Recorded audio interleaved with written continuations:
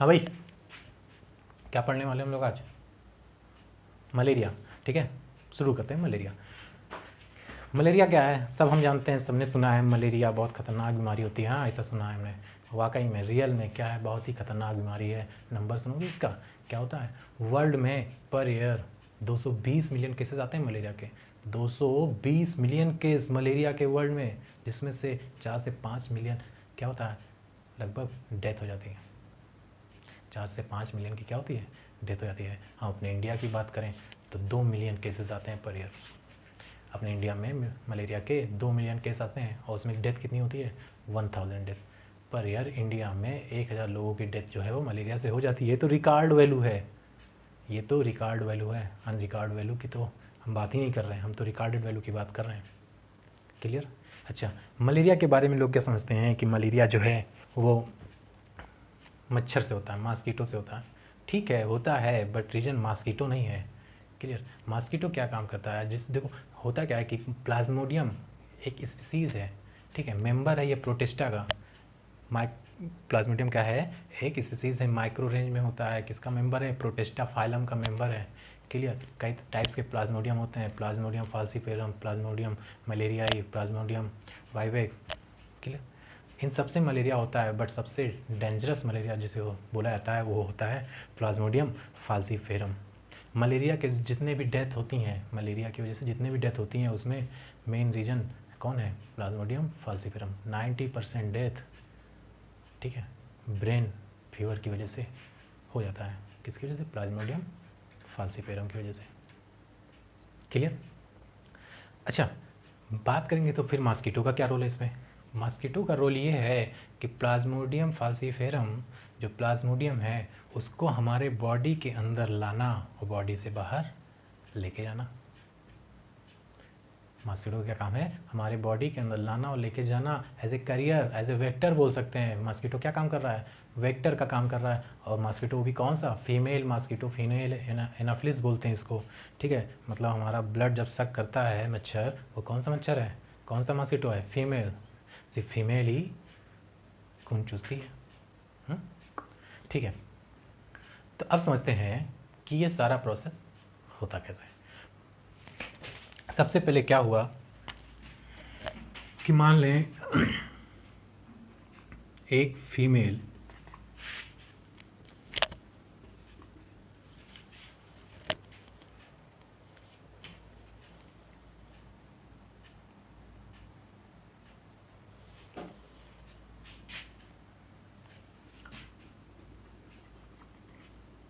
Female mosquito, इसने क्या किया, बाइट किया। किस पे? ह्यूमन के बॉडी पे। ह्यूमन के बॉडी पे क्या किया इसने? बाइट किया। मच्छर काटता है ना हाथ पे, पैर पे, ठीक है, तो इसने क्या किया, बाइट किया ह्यूमन बॉडी पे। अब जब ये ह्यूमन बॉडी पे बाइट किया तो इसके साथ साथ, बाइट के साथ साथ बाइट क्यों कर रहा है? ब्लड को सक करने के लिए। क्यों बाइट कर रहा है? ब्लड को सक करने के लिए। लेकिन उसी टाइम में जब ये ब्लड को सक कर रहा होगा तो क्या होगा उस टाइम पे कि इसके माउथ में, मॉस्किटो के माउथ में, सलाइवरी ग्लैंड में क्या होता है, स्पोरो जॉइट्स होते हैं। क्या होगा? स्पोरोजॉइट्स। क्लियर? अब ये स्पोरोजॉइट्स कहाँ आ जाएगा? ह्यूमन के बॉडी में आ जाएगा।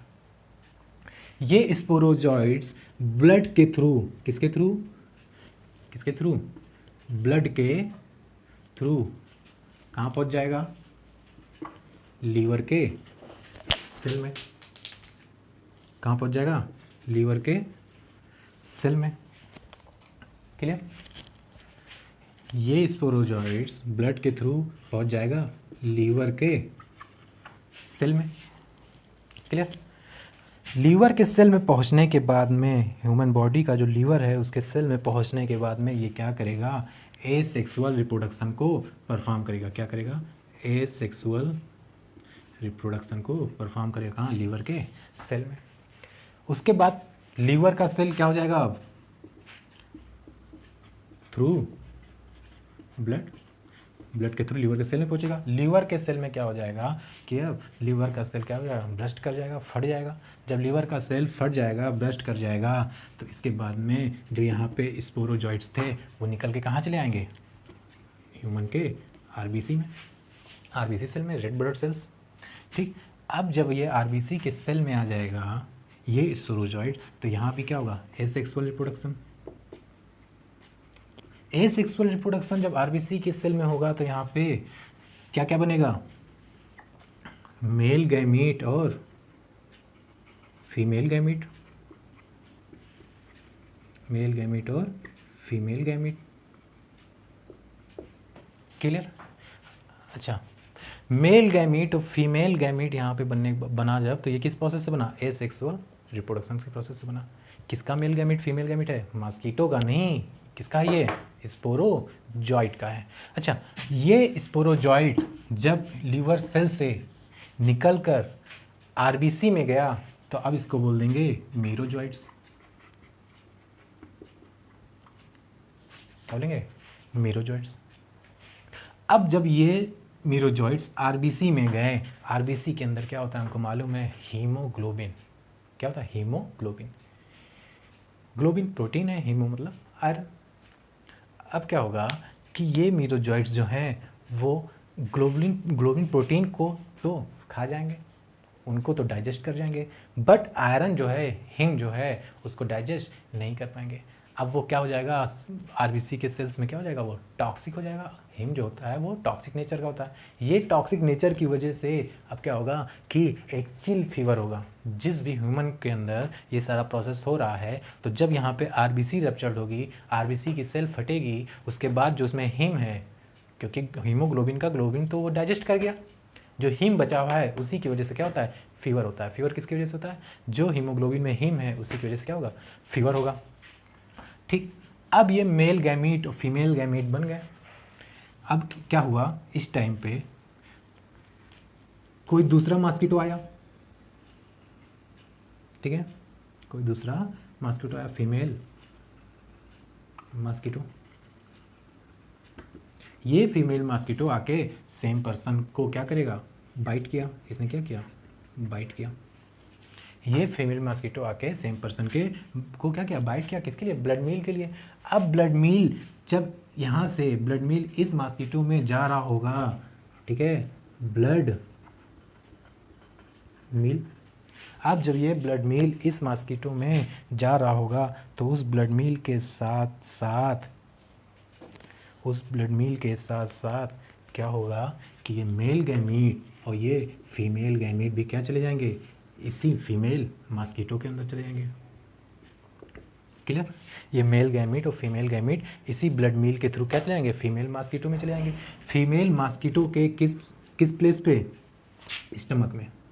कहाँ पे जाएंगे, स्टमक में। स्टमक में जब मेल गैमीट और फीमेल गैमीट स्पोरोजॉइट का पहुँचेगा तो वहाँ पे फर्टिलाइजेशन होगा। क्या होगा, फर्टिलाइजेशन। क्या होगा, फर्टिलाइजेशन।